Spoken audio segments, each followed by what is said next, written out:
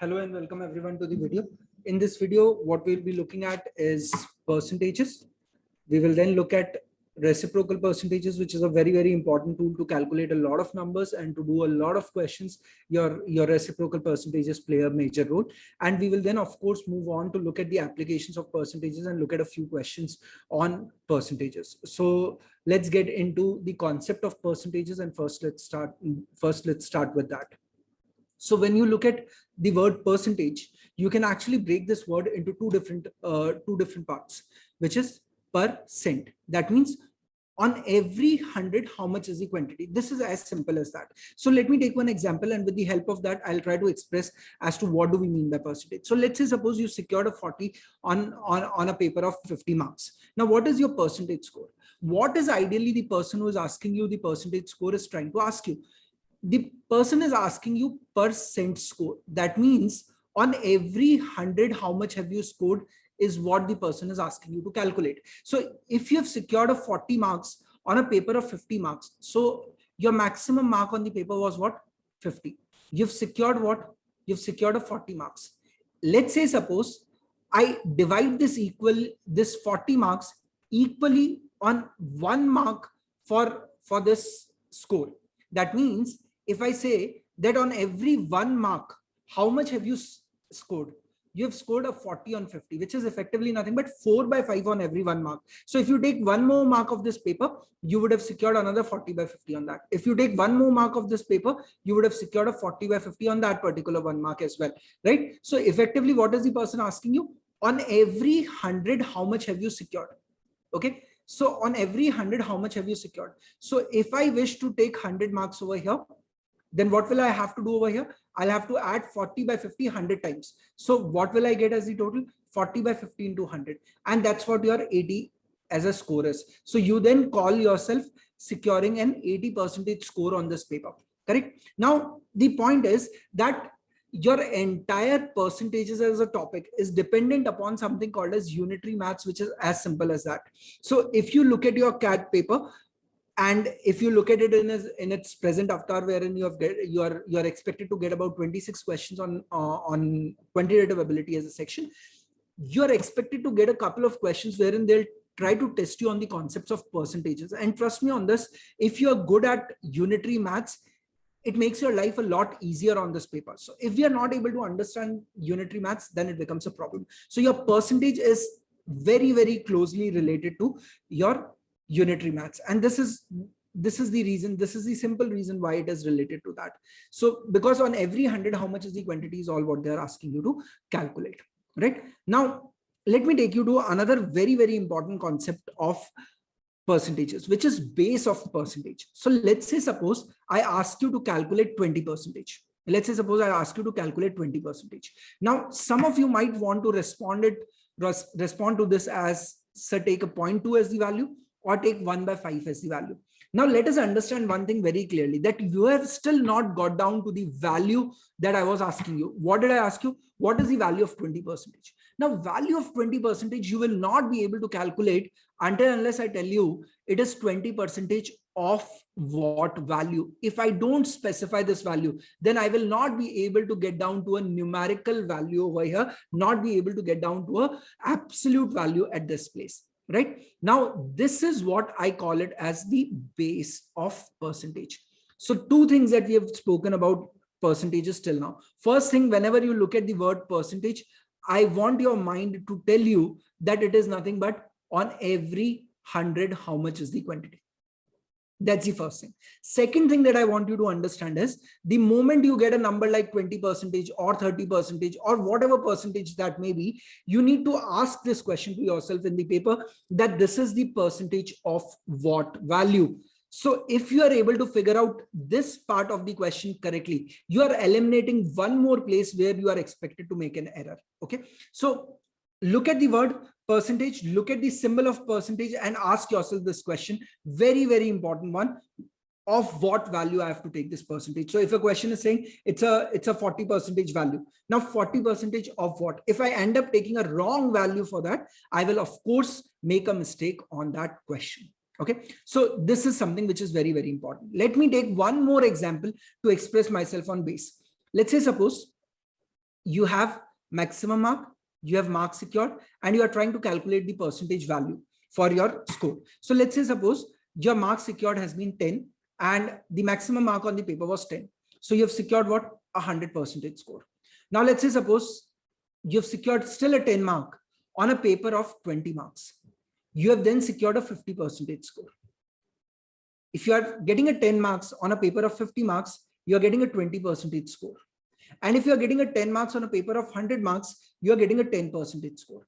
Now we need to understand that your marks secured has actually remained the same in each of the three cases, isn't it? 10, 10, 10, and 10, right? In all four cases, your marks secured has remained the same, but your percentage has actually changed. Now, why is your percentage changing? Because your base value of comparison is changing. So you were comparing 10 with 10 to get a 100% score, right? Now you are comparing 10 with 20 to get a 50% score. That means your base of calculation of percentage has actually changed. And this is very, very significant in the paper. Why? Because most of the time students are able to calculate this value correctly, but they end up comparing it with a wrong value to get a wrong percentage figure and mark that as the answer. Now, this is something an examiner would always expect you to make an error on. And if you make an error on this, your option choices will also contain an answer which will be corresponding to this error. And you will never be able to understand that why did I get a negative score on this unless the paper comes out and you are able to look at your questions and your answers and all of that, right? So let's not make that mistake. Be very clear that if I am able to calculate my base correctly, I am eliminating a major point where they wanted to test you out, right? So that's about your base of percentage. Now let me get into another very, very important tool, which is reciprocal percentages. This, to my mind, is again a very important tool because they are testing you on that. Now let me first express as to what do we mean by reciprocal percentage. Let's say suppose I want you to calculate 50% of a number. I want you to calculate 50% of a number. What would we do? We will do half of that number, right? So if let's say suppose I give you 400 and I want you to calculate 50% of this number, you will straightforward say, sir, it is 200. How are you able to get down to this 200? You are saying 400 into 1 by 2, correct? So what has happened? You have remembered this thing that 50% corresponds to 1 by 2, right? If I ask you to calculate 25% of a number, what will you do? You will take 1/4 of that number, isn't it? So 400, if I want you to calculate 25% of that, you will directly say it is 100. How are you able to do this? Because you are able to remember that 1/4 of a number corresponds to 25% of that number. What I now want you to do is to remember more such reciprocal percentage. This is what I'm calling it as a reciprocal percentage, that half corresponds to 50% or 50% corresponds to half of a number. Same way over here, 25% corresponds to 1/4 of a number, or 1/4 of a number corresponds to 25%. It's one and the same thing, right? So like this, I want you to remember more of those percentages. For example, let's say suppose I want you to calculate a 37.5% of a number. Now you will be able to calculate this number with the help of reciprocal percentages if you remember a specific value very, very clearly, which is 1 by 8. Now 1 by 8 corresponds to a 12.5%. Now let us understand how are we deciding that 1 by 8 corresponds to 12.5%. Let's go back to our basic example again. So if you wish to calculate 50% of the number, ideally you should do 50 by 100 of that number, correct? Now look at this 50 by 100. What it is? It is equivalent to 1 by 2. Right? So we are then saying that 1 by 2 corresponds to 50% or 50% corresponds to 1 by 2. Right? Same way, when I'm saying 1 by 8 corresponds to 12.5%, what am I trying to say? I am trying to say that 12.5 divided by 100 is nothing but 1 by 8. Now you will say, sir, how do you remember this? What I would suggest you to do is, let's just say 1 by 8 into 100 is equals to 12.5. So 1/8 of the number is 1/8 of 100 is nothing but 12.5. So now take it backwards and say, if I wish to do 12.5% of a number, I would always do 1 by 8 of that number. Now what we wanted to calculate, we wanted to calculate 37.5% of a number. Now look at this 12.5. 12.5 multiplied by a 3 will give me what? 12 into 3, 36. 0.5 into 3 is 1.5. So you will get what? You will get a 37.5% of a number to be equals to 3 by 8 of that number. Invariably, if an examiner is wanting you wanting to test you on this would provide you a number which is a multiple of 8. So when you do 3/4 of a 3/8 of a number, you will get 37.5%. Those of you who are able to do this calculation quickly on the paper would save a lot of time. Those of you are not able to do this very, very quickly on the paper, those of you don't remember that 3/8 corresponds to 37.5, or the basic of this is 1/8 corresponds to 12.5. If we don't remember that, we are struggling. We would be doing what? We will be doing 37.5 divided by 100 into a particular value. Now, CAT at the moment has given you an on-screen calculator, which is not very easy to handle. But even if you want to rely on that, it's going to take some time for you to solve this and note down that answer in your notebook, as against a person who remembers 3/8 corresponds to a 37.5%. So likewise, like the way I remember 1/8 corresponds to 12.5%, I want you to remember these reciprocal percentages at least up to 15, 1 to 1/15 at least. If any one of you who is willing to then take it forward till 30, nothing like that. So if you remember what is 1/28, if you remember what is 1/14, if you remember what is 1/23, if you remember what is 1/24, nothing like that. It will really help you to calculate a lot of numbers very, very quickly. You'll feel more confident about yourself because your speed is really up to the mark. Right now, let me help you on the screen in terms of remembering these numbers very, very easily before we move any further on this. Right. So let me put it up for you. Now, 1/1 corresponds to 100% of a number. Half of a number corresponds to 50%. 1/3 of a number corresponds to 33.33. 1/4 is 25 and 1/5 is 20. This column is not a challenge for any one of us because, frankly speaking, those of you who are appearing for CAT as a paper must have done this a lot of times in your life. You must have come across a situation wherein you have done 25% of a number, isn't it? So you would have done 1/4 of that number. So this column is not a challenge for any one of us. Probably the challenge starts from this. Now I'm going to make some of these statements which will be absolutely illogical. But if you keep these statements in your mind, you will be able to recollect these numbers very, very easily. So now pay attention to this. With a 6 in the denominator, you say 1/6 of a number corresponds to 16.67, right? I want you to keep that statement on your mind that with a 6 in the denominator, you find the 6 repeating. So 1/6 of the number is 16.67, right? Same way, 1/7 of the number is 14.28. Now remember another statement for this. 7 into 2 is what? 14. 7 into 4 is what? 28. Right? So 1/7 of the number is 14.28. 1/6 of the number is 16.67. Easy for us to remember. Let's go further and let's look at 1/8. Now, if I look at 1/8 of that number, 1/8 of a number corresponds to 12.5%. How do we remember this? I want you to take 1/8 and tag it against 1/12. What is 1/12? 1/12 is 8.33. Now understand this thing. With an 8 in the denominator, you find a 12 over here. With a 12 in the denominator, you find an 8 over here. So with an 8 in the denominator, you find a 12. 1/8 of the number is 12.5. 1/12 of the number is what? 8.33. With a 12 in the denominator, you find an 8 over here. With an 8 in the denominator, you find a 12 over here. So 1/8 and 1/12 is something that you can tag along each other and can remember. Right? So 1/6, 16.67. 1/7, 14.28. 1/8, 12.5. 1/12, 8.33. Go further. What you have done with 8 and 12, you can actually do it with 9 and 11 as well. So 1/9 of the number corresponds to 11.11%. 1/11 of the number corresponds to 9.09. So with a 9 in the denominator, you find an 11 over here.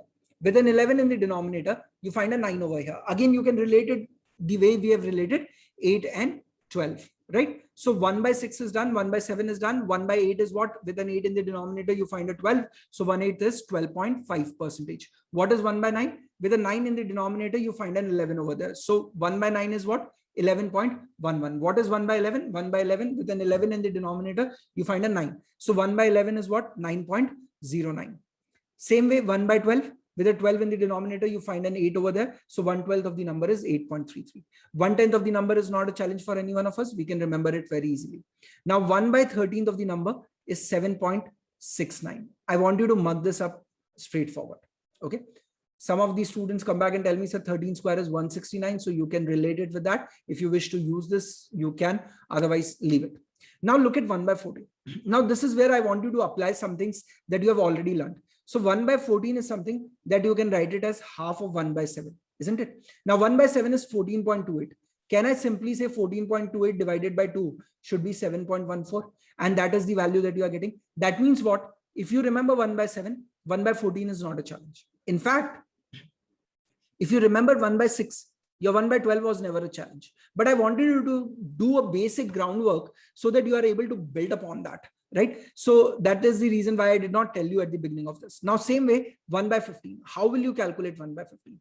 1 by 15 is nothing but 1/3 of 1 by 5. What is 1 by 5? 1 by 5 is 20%. So 20 divided by 3 is what? 6.67%. So what do we have? We have a 6.67%. In fact, if I now ask you to calculate 1 by 16th of the number, what will you do? 1 by 16th of the number is nothing but half of 1 by 8, isn't it? And what is 1 by 8? 1 by 8 is 12.5. 12.5 divided by 2 is what? 6.25. So even if I have not written it as 1 by 16 over here, we are able to get down to 6.25% very, very easily.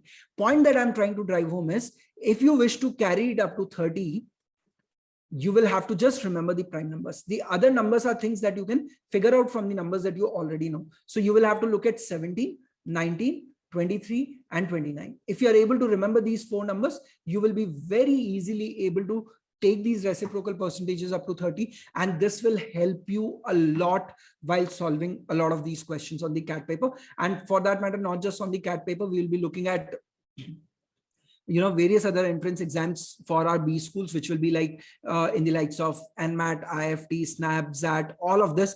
There will be a lot of these places where you will be using these reciprocal percentages. And in general, in your life also, it will help you a hell lot when you get into probably a corporate world and trying to calculate certain percentage in your mind. Some of these numbers will really help you out there. Okay.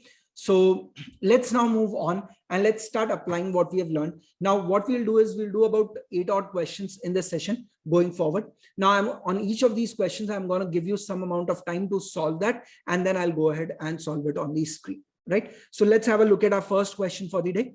Take a minute's time and try and solve this.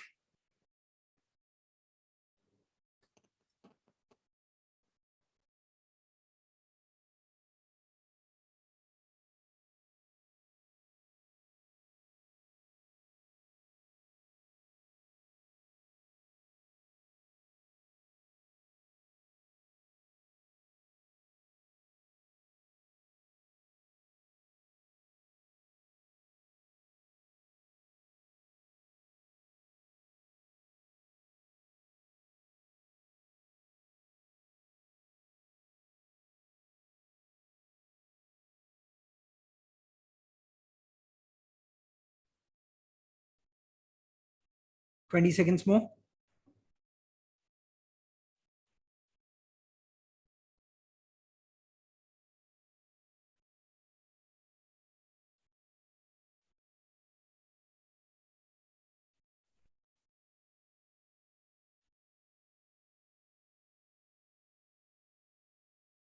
Right. Let's try and now solve this question.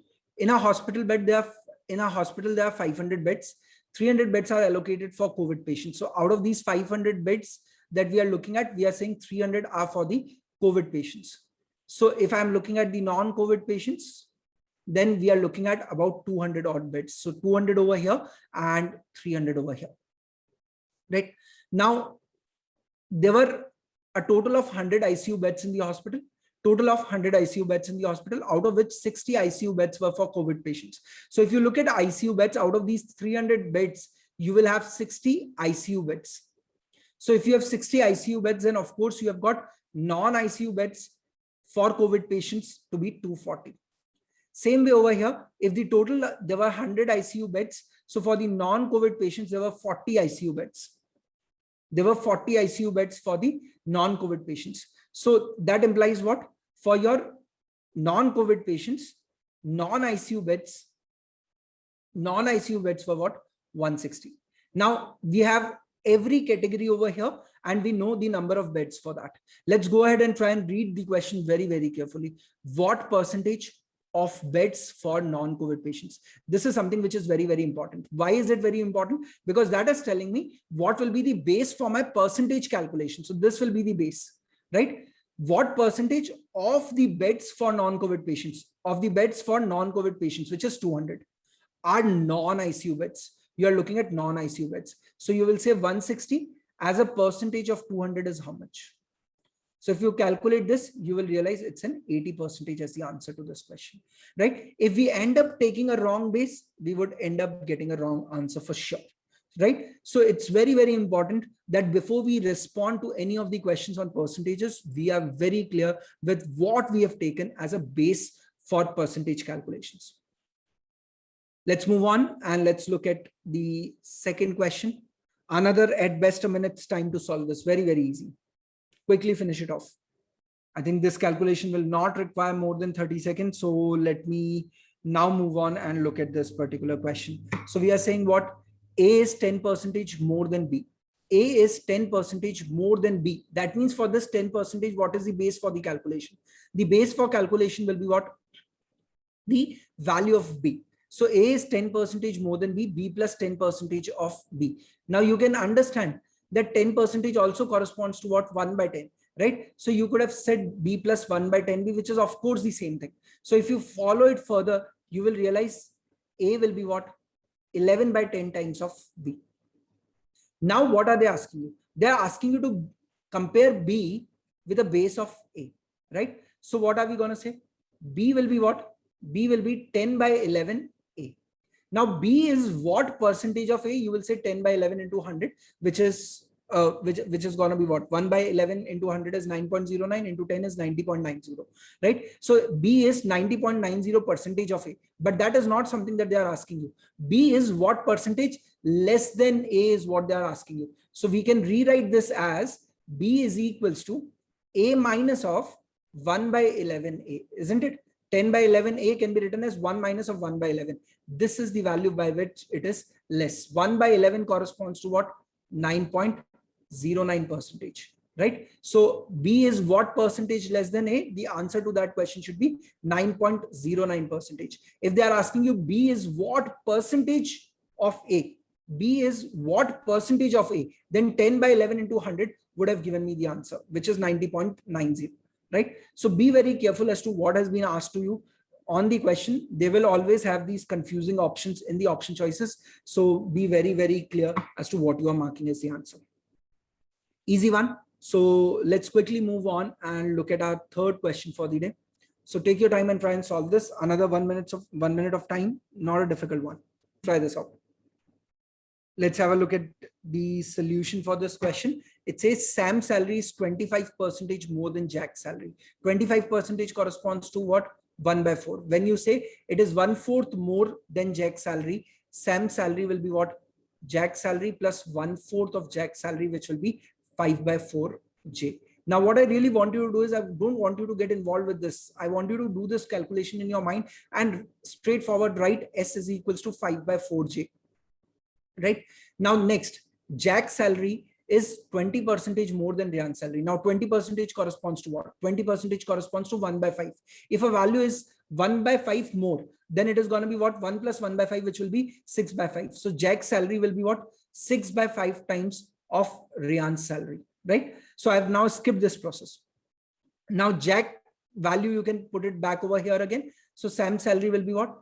5 by 4 times of 6 by 5 of Ryan's salary, right? Now they are asking you what Sam's salary is what percentage of Ryan's salary. So of course I need Sam over here, I need Ryan over here, Ryan's salary over here, and then need to do a comparison for this. So this 5 will get cancelled out. This is 2 2s are 4 and 2 3s are 6. So Sam will be 3 by 2 times of R. Now watch your question very, very carefully. Sam's salary is what percentage of Ryan's salary? Sam's salary is what percentage of Ryan's salary? Sam's salary is 1.5 times of R, right? So Sam's salary is 1.5 times of R divided by R into 100. This is the process that you have to do in your mind, which is 150. Now I want you to look at this 1.5 and then mark 150 as the answer right away.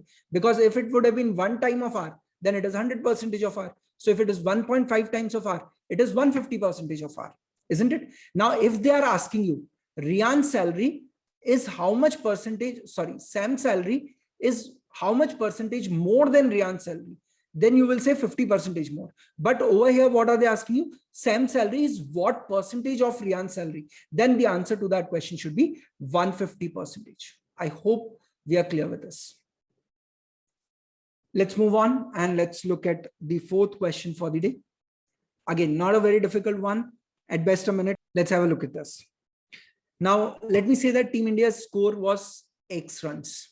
Now, what are we saying? Sachin scored 40% runs scored by Team India. So Sachin's score will be what? 0.4 times of X. Ganguly scored 80% runs scored by Sachin. So Ganguly is scoring 80% of the runs scored by Sachin. So 0.8 into 0.4x, which is going to be equal to 0.32x. Now go further. Dravid scored 50% of the runs scored by Ganguly. So Dravid's score will be what? 50%. 50% means what? 0.5 or 1/2, whatever you wish to. And that is of what? That is of Ganguly's score. So 0.32x. So you will realize this will be 0.16x that you will be looking at, right? Half of that. So that's going to be 0.16. Now go further. And what is the question saying? Sehwag scored 36 runs. Sehwag has scored 36 runs on this match. If only these 4 batsmen scored runs for Team India, then Sachin scored how many runs? You have to calculate this value, right? Now understand this thing, that I am saying 40% of X is scored by Sachin. If you watch this very carefully, you will realize Ganguly is scoring 32% runs. Same way, 0.16 of X implies what? 16% is scored by Dravid. So if you look at this total, all of these are percentage of the same value, right? 40% of X, 32% of X, and 16% of X. You can then numerically add them up. So what will you get? 40 plus 32, this is 72, 78, 88%. So 88% score, 88% of the total score was scored by these 3 players. So Sehwag must have scored 12% of the total score, right? So 12% of the total score was equals to 36. That means your total score was what? Your total score was 300. Now, what is the question asking you? The question is asking you Sachin's score. So Sachin's score is what? 0.4 of 300, which is going to be 120. A lot of times, students are in a habit of marking X as the answer. Let me be very clear about it, that you must always read the question before you mark your answer. So if you have got down to the value of X, that's great for you, but read the question very, very carefully and understand what has been asked to you. So if you now mark 300 as the answer, then you are getting it incorrect, of course. So Sachin has scored 120 marks, and that's the answer for this question. Let's move on. Let's have a look at the next question, question number 5. Right. Let's have a look at this question. It says, due to the increase in the price of mangoes by 50%, Ram was able to buy 10 less mangoes for 90 rupees. That's the set of data which is given to me. Now, let us understand, price per mango multiplied by the quantity purchased will always be equal to the expenditure, correct? Now, what is the question saying? Price of mangoes is increased by 50%. So what is the new price? P plus 50% of P, that should be 3/2P. So my new price is 3/2 times of the original price. My quantity should be multiplied by what fraction to keep my expenditure same? Remember, my expenditure was what? PQ. So I need my expenditure to remain the same, which should be PQ. So my quantity now should be multiplied by what fraction to keep the expenditure same, which is PQ? Of course, it should be 2/3. So my original quantity was Q, and now my quantity is 2/3Q, right? So how much is the reduction? Q minus 2/3Q, which is 1/3Q. This is the value of reduction, right? Now, what was the question saying? Ram was able to buy 10 less mangoes. That means 1/3 of Q should be equals to 10. That means Q should be equals to what? 30. That means what are we saying? We are saying that the original quantity purchased was 30. 10 less mangoes for rupees 90. So total expenditure over here was what? 90 rupees. So can we then understand that one mango was purchased at what price? 90 divided by 30. So 3 rupees per mango was the cost. Now, what is the question saying? What was the original price of the mangoes per dozen? So you are saying 3 rupees per mango, per dozen will be what? 36 rupees per dozen. That's the first answer. Second answer, how many mangoes he used to buy? He used to buy 30 mangoes because the original quantity was Q. So he used to buy 30 mangoes. How many mangoes he's buying now? He's buying 2/3 of the original number, right? So 2/3 of 30 will give me 20, or you can say he's buying 10 less from the original quantity. So 30 minus 10 would have given you 20 as well, right? So any of these ways you can take to get down to the answer, but this is important. Now, some of the books will give you a formula to be able to get down to this 1/3Q. I don't really want you to do that, because if I talk about formulas on every single question like this, and then, you know, think about the total number of formulas that you will have to remember, I think we are getting into a paper with about 150 formulas in our mind. We are gone on that paper before even we start doing the first question of that paper. So you have to stick to the generic approaches and apply those generic approaches on any question that that you come across, right? So let's move on and let's look at the next question for the day. Right. So let's try and solve this question. It says petrol price has gone up by 20%. Then by what percentage should a consumer reduce his consumption in order to keep the expenditure on petrol same? Once again, extension of the previous question. Price per unit of petrol multiplied by the quantity that you have purchased must be equal to your expenditure E. Now, petrol price has gone up by 20%.